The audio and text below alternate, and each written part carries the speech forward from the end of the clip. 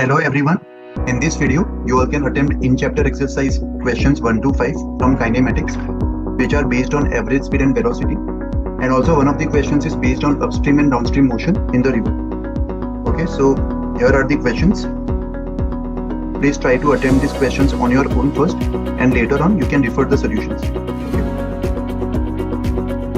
You all can pause the video now and attempt these questions.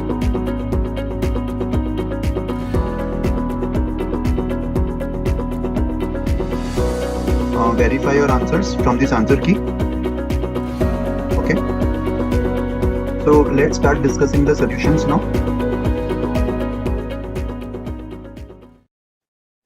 Question number 1.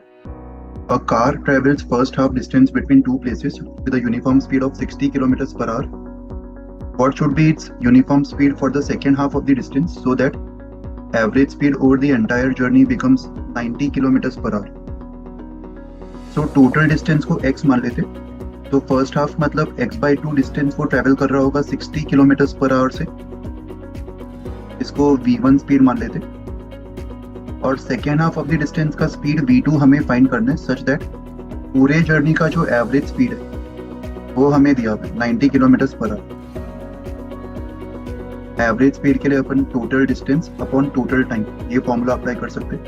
And total time मतलब ये वाले journey का जो भी टाइम होगा t1 प्लस ये वाले जर्नी का टाइम t2, और यहाँ पे t1 equals to distance upon speed x/2 v1 के इक्वल आ जाएगा, and t2 will be equals to x/2 v2।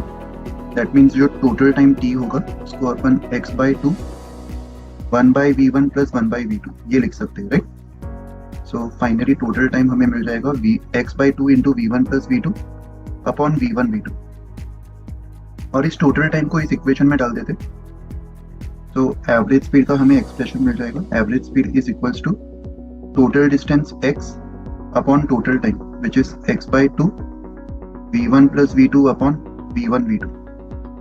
तो यहाँ से x और x कैंसिल हो जाएगा, एंड एवरेज स्पीड का फाइनल एक्सप्रेशन हमें मिल जाएगा 2v1 v2 upon v1 plus v2, और यहाँ पे सारे नोन वैल्यूज डाल देते।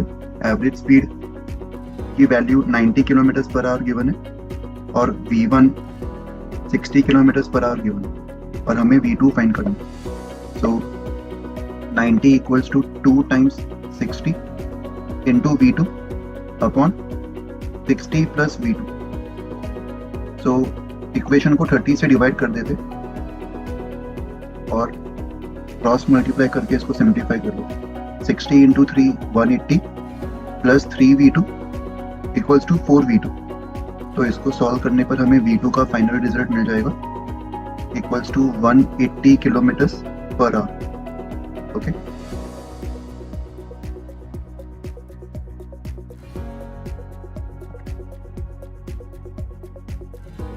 Question number 2.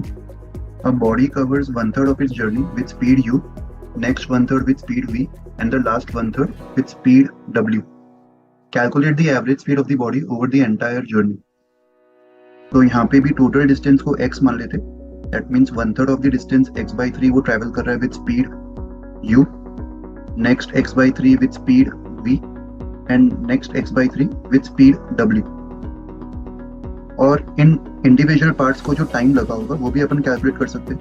ये वाले जर्नी को जो टाइम लगा होगा वो डिस्टेंस अपॉन स्पीड मतलब x/3u, ये वाले जर्नी का जो टाइम है वो x/3v होगा, और इसका t3 इक्वल्स टू x/3w।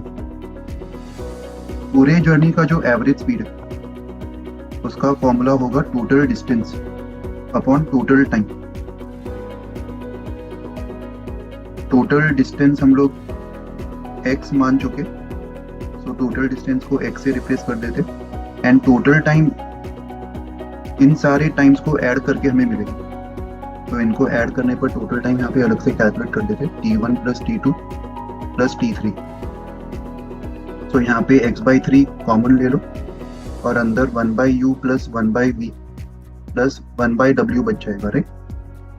सो इसको फर्दर सिंप्लीफाई करने पर x/3 common LCM will be u into v into w, और न्यूमरेटर में VW plus UW plus u times v, ये बच जाएगा, राइट। तो this is the total time, और इस टोटल टाइम को यहाँ पे सब्स्टिट्यूट करते थे x/3 vw plus uw plus uv divided by u into v into w। तो इस इक्वेशन में से x कैंसिल हो जाएगा एंड हमें फाइनल एक्सप्रेशन मिल जाएगा average speed equals to 3 times uvw divided by uv plus vw plus w times u। ये फाइनल आंसर होगा एवरेज स्पीड का। Okay,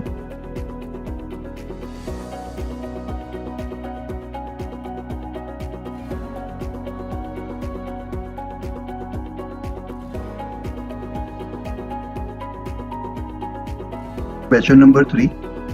A 10-hour trip is made at an average speed of 40 kilometers per hour. If during first half of the distance, average speed of the bus was 30 kilometers per hour, what was the average speed for the second half of the trip? तो यहाँ पे भी total distance को x मान लेते, total distance equals to x। So first half of the distance x/2 के लिए average speed 30 kilometre per hour दिया हुआ, और हम लोग अज्यूम कर सकते हैं कि ये उसका कांस्टेंट स्पीड रहा होगा। इफेक्टिवली वो 30 किलोमीटर पर आवर से ट्रैवल कर रहा होगा पूरे x/2 डिस्टेंस के लिए, और second half of the distance x/2 के लिए उसका एवरेज स्पीड कितना रहा होगा v2, ये हमें फाइंड करना है। फर्स्ट हाफ वाले जर्नी का जो एवरेज स्पीड है उसको v1 मान लेते, एंड ओवरऑल जर्नी का जो स्पीड है average for the entire journey वो हमें दिया हुआ है equals to 40 kilometre per hour. पूरे जर्नी का एवरेज स्पीड हमें दिया हुआ है। तो जब भी डिस्टेंस को दो हाफ्स में डिवाइड किया जाता है और उन दो हाफ्स में बॉडी अगर v1 और v2 स्पीड से जा रहा है, उस केस में एवरेज स्पीड का जो एक्सप्रेशन है वो अपन ऑलरेडी फर्स्ट पार्ट में निकाल चुके। उसका expression 2v1 v2 upon v1 plus v2 इसके इक्वल आया था, राइट। तो ये रिजल्ट को डायरेक्टली यूज कर लेते। Average speed will be equals to 2v1 v2 upon v1 plus v2। इसी को इन्वर्ट करके भी अपन लिख सकते 1/40 इक्वल्स टू 1/2 कॉमन आ जाएगा और अंदर 1/v1 प्लस 1/v2 बचेगा। तो यहाँ से 2 और 40 कैंसिल हो जाएगा। 1/20 equals to 1/v1। v1 30 kilometre per hour के इक्वल है प्लस 1/v2। सो इसको सिंप्लीफाई करने पर हमें मिल जाएगा 1/v2 इक्वल्स टू 1/20 माइनस 1/30। तो यहाँ पे 1/10 कॉमन ले लो, अंदर 1/2 माइनस 1/3 बच जाएगा विच इज 1/6। सो ये 1/60 के इक्वल आ जाएगा, right. That means v2 will be equals to 60 kilometre per hour. ये फाइनल आंसर होगा। ओके,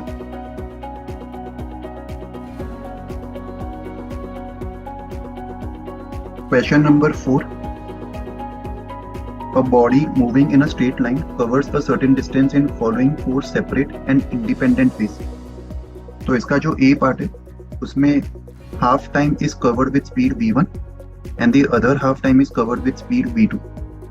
So journey के total time को अगर अपन t मान ले, total time of the journey, so that means t/2 time के लिए वो v1 स्पीड से ट्रेवल कर रहा है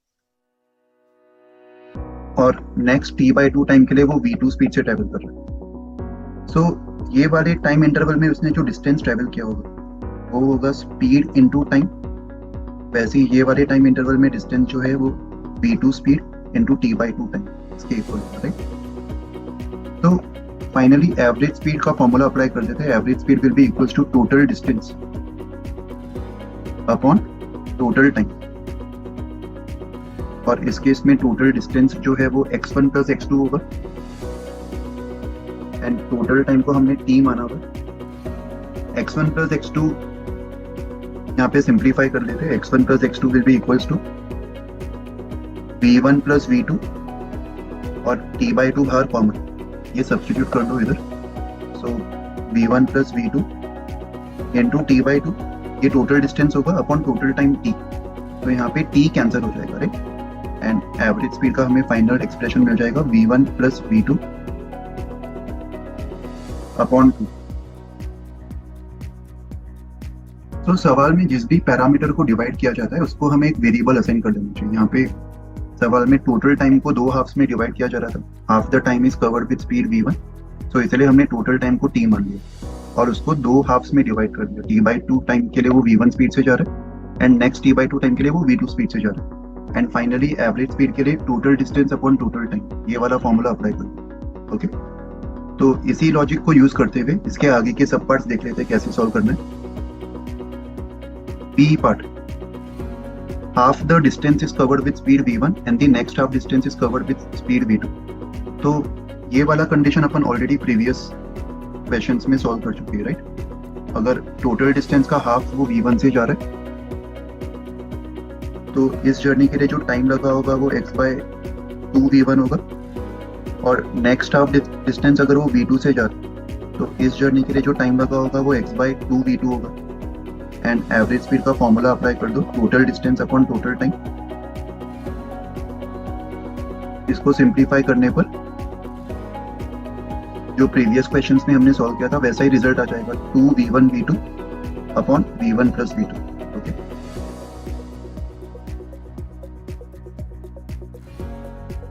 क्वेश्चन 4 का पार्ट सी देखते हैं अभी। 1/3 of the distance is covered with speed v1 and for the remaining distance 1/4 of the remaining time is covered with speed v2 and 3/4 of the remaining time is covered with speed v3। So देखो, सबसे पहले total distance जो है उसका 1/3 लिया जा रहा है, तो टोटल डिस्टेंस को x मान लेते और इस टोटल डिस्टेंस x का जो 1/3 होगा दैट मीन्स x/3। ये वाला जो पार्ट है x/3 1/3 of the total distance, ये जर्नी वो कवर कर रहा है with v1 speed, that means जो रिमेनिंग डिस्टेंस होगा वो 2x/3 होगा, right. And remaining part of the journey का जो रिमेनिंग टाइम होगा 1/4 of the remaining time is covered with speed v2। तो रिमेनिंग टाइम को फर्दर सब पार्ट्स में डिवाइड किया जा रहा है, राइट। तो यहाँ पे रिमेनिंग टाइम को t2 मान लेते और जर्नी का जो ये वाला पार्ट है इसका टाइम t1 मान लेते। तो जो सेकेंड पार्ट है जर्नी का उसको फर्दर सब पार्ट्स में डिवाइड किया जा रहा है। 1/4 ऑफ द रिमेनिंग टाइम मतलब t2/4, t2/4 टाइम के लिए वो ट्रेवल कर रहा है with speed v2 and 3/4 of the remaining time मतलब 3t2/4 टाइम के लिए वो ट्रेवल कर रहा होगा with speed v3। 3/4 of the remaining time 3t2/4 वो ट्रेवल कर रहा है विद स्पीड v3 और इस पूरे जर्नी का हमें एवरेज स्पीड फाइंड करना है। तो एवरेज स्पीड का फॉर्मूला अप्लाई कर दो, average speed is given by total distance. Total distance हमने x माना है एंड पूरे जर्नी का जो टोटल टाइम है वो ये वाला टाइम t1 प्लस ये वाले जर्नी का टाइम t2 इसके इक्वल होगा, राइट। तो किसी तरह हमें t1 और t2 x के टर्म्स में निकालना होगा, तभी x कैंसिल हो जाएगा और हमें फाइनल आंसर सिर्फ v1, v2 और v3 के टर्म्स में मिल पाएगा। ओके, तो t1 फाइंड आउट करने के लिए यहाँ पे फॉर्मूला अप्लाई कर देते हैं, time equals to distance x/3 upon speed which is v1। So ये t1 होगा एंड t2 मतलब इस पूरे जर्नी का टाइम, और इस पूरे जर्नी को फर्दर दो सब पार्ट्स में डिवाइड किया जा रहा है और इन दोनों सब पार्ट्स में हमें टाइम और स्पीड पता है, तो इन दोनों सब पार्ट्स के हम लोग डिस्टेंस निकाल सकते हैं। ये वाले सब पार्ट का जो डिस्टेंस है वो speed v2 into time t2/4 होगा और वैसे ही ये वाले सब पार्ट का जो डिस्टेंस है वो speed v3 into time 3t2/4 होगा। और ये दोनों सब पार्ट्स के डिस्टेंस को जब हम ऐड करेंगे तो टोटल डिस्टेंस 2x/3 हमें मिल जाएगा, राइट। तो ये कंडीशन इंपोज करने पर हमें t2 भी मिल जाएगा in terms of x। v2 t2/4 plus v3 3t2/4। इन सब पार्ट्स के जो डिस्टेंसेस है वो इस टोटल डिस्टेंस 2x/3 के इक्वल होगा, right? So equals to 2x/3। इसको सिंप्लीफाई करने पर हमें T2 मिल जाएगा, राइट? सो T2/4 कॉमन ले लेते, तो अंदर V2 प्लस 3V3 बच जाएगा equals to 2x/3। So T2 will be equals to 8 times x upon 3 times V2 plus 3V3। 8 time T2 हमें मिल गया और टाइम T1 यहाँ पे ऑलरेडी अपन कैलकुलेट कर चुके। सो जो टोटल टाइम होगा, total time T, that will be equals to T1 plus T2। T1 मतलब x/3V1 एंड T2 मतलब 8x by 3 V2 plus 3V3। सो इन दोनों टर्म्स में से x/3 कॉमन ले लेते और अंदर 1/V1 plus 8/V2 plus 3V3 बच जाएगा, राइट? एलसीएम ले लो यहाँ पे। सो टोटल टाइम हमें मिल जाएगा V2 plus 3V3 plus 8 times V1 upon V1 multiplied by V2 plus 3V3। ये टोटल टाइम है, राइट? और इस टोटल टाइम को एवरेज स्पीड के इस फॉर्मूला में सब्स्टिट्यूट कर देते x अपॉन टोटल टाइम, तो उससे हमें एवरेज स्पीड मिल जाएगा। Average speed will be equals to total distance x upon total time which is x/3 into 8V1 plus V2 plus 3V3 divided by V1 into V2 plus 3V। तो x और x cancel हो जाएगा और ये 3 और ये वाला term numerator में चला जाएगा, राइट? एंड फाइनल आंसर हमें मिल जाएगा 3 times V1 into V2 plus 3V3 divided bye 8V1 plus V2 plus 3V3। ये एवरेज स्पीड का फाइनल आंसर होगा। ओके, क्वेश्चन 4 का पार्ट डी देखते हैं अभी। 1/5 of the time is covered with speed V1 and in the remaining time 3/4 of the remaining distance is covered with speed V2 and 1/4 of the remaining distance with speed V3। और इस पूरे journey का भी हमें average speed find करना है। तो यहाँ पे सबसे पहले टोटल टाइम को डिवाइड किया जा रहा है 1/5 में। So total time of the journey को T मान लेते और इसका जो 1/5 होगा, 1/5 ऑफ द टोटल टाइम, ये वाला पार्ट ऑफ द जर्नी जो है वो ट्रैवल कर रहा है V1 स्पीड से, और जो रिमेनिंग टाइम होगा वो 4/5 होगा। और remaining part of the journey का जो रिमेनिंग डिस्टेंस है, रिमेनिंग डिस्टेंस का 3/4 ऑफ द रिमेनिंग डिस्टेंस वो ट्रैवल कर रहा है V2 स्पीड से, राइट? तो यहाँ पे रिमेनिंग डिस्टेंस को x2 मान लेते, ये वाले डिस्टेंस को x1 मान लेते और रिमेनिंग डिस्टेंस को x2। सो रिमेनिंग डिस्टेंस का जो 3/4 होगा, 3/4 of the remaining distance, 3/4 of the remaining distance मतलब 3x2/4। ये जर्नी वो ट्रैवल कर रहा है with speed V2 and 1/4 of the remaining distance जो होगा x2/4, ये वाला वो जर्नी ट्रैवल कर रहा होगा विद स्पीड V3। और इस पूरी जर्नी का भी हमें एवरेज स्पीड फाइंड करना है। तो एवरेज स्पीड के लिए फॉर्मूला अप्लाई कर देते हैं, टोटल डिस्टेंस, इस केस में total distance x1 plus x2 होगा अपॉन टोटल टाइम। तो यहाँ पे हमें किसी तरह x1 और x2 को कैपिटल T के टर्म्स में एक्सप्रेस करना होगा, जिससे कैपिटल T कैंसिल हो जाएगा and final answer average speed का हमें V1, V2 और V3 के टर्म्स में मिल जाएगा, राइट? सो x1 को क्या लिख सकते हैं? x1 को corresponding speed V1 into corresponding time T/5 ये लिखा जा सकता है, राइट? एंड x2 को फाइंड करने के लिए ये वाले जो इंडिविजुअल सब पार्ट्स है इनके हम लोग टाइम्स निकाल सकते हैं, क्योंकि इन इंडिविजुअल सब पार्ट्स के हमें डिस्टेंस और स्पीड पता है। तो ये वाले सब पार्ट का जो टाइम होगा वो distance 3x2/4 upon speed upon V2, और ये वाले सब पार्ट का जो टाइम होगा वो डिस्टेंस x2/4 अपॉन V3। और इन दोनों टाइम्स को जब हम ऐड करेंगे तो इस पूरे पार्ट का टाइम जो कि 4t/5 है, इससे इक्वेट कर सकते हैं, right? So T1 plus T2 should be equals to 4T/5। तो इनको ऐड करने पर क्या मिलेगा? T1 plus T2 में x2/4 कॉमन ले लो, अंदर 3/V2 प्लस 1/V3 बच जाएगा, right? This is equals to 4T/5। So x2 का फाइनल एक्सप्रेशन हमें मिल जाएगा equals to 16V2V3 times t upon 5। LCM लेने पर ब्रैकेट में 3V3 प्लस V2 बचेगा, राइट? ये x2 की वैल्यू हमें मिल जाएगी। और एक बार x2 मिल गया, अभी हम लोग x1 प्लस x2 निकाल सकते हैं। x1 प्लस x2 निकालने के लिए x1 is V1T/5 and x2 is this entire expression. तो इन दोनों टर्म्स में से T/5 कॉमन ले सकते हैं, राइट? सो अंदर V1 बच जाएगा और यहाँ पे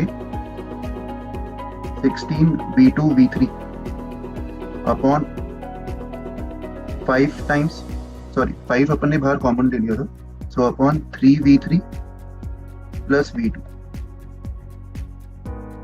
सो यहाँ से x1 प्लस x2 की जो वैल्यू है वो हमें मिल जाएगी T/5 3 times V1V3 plus V1V2 plus 16 times V2V3 और डिनोमिनेटर में 3 टाइम्स V3 प्लस V2 ये बचेगा, राइट? एंड एवरेज स्पीड निकालने के लिए इस डिस्टेंस को अपन टाइम t से डिवाइड कर देंगे। तो ऐसा करने पर ये वाला t कैंसिल हो जाएगा और एवरेज स्पीड हमें मिल जाएगा finally V1V2 plus 16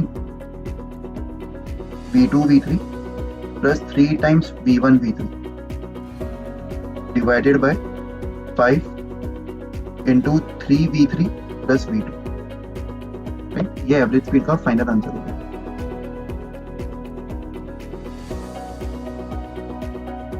question number 5, a steamer traveling in a river moves from P to Q downstream in 2.5 hours and from Q to P upstream in 5 hours. So